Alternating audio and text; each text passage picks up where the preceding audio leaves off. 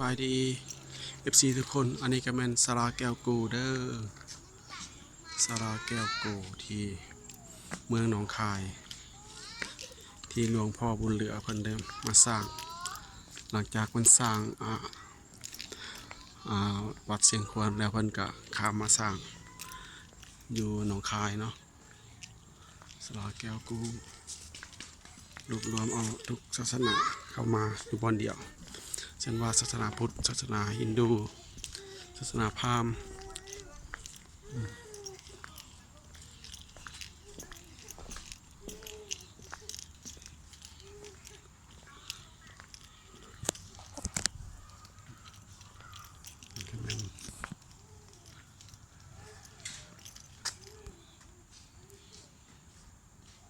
ปางนาคปกน้องไง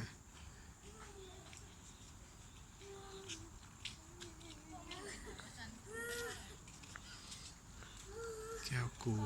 ส่วน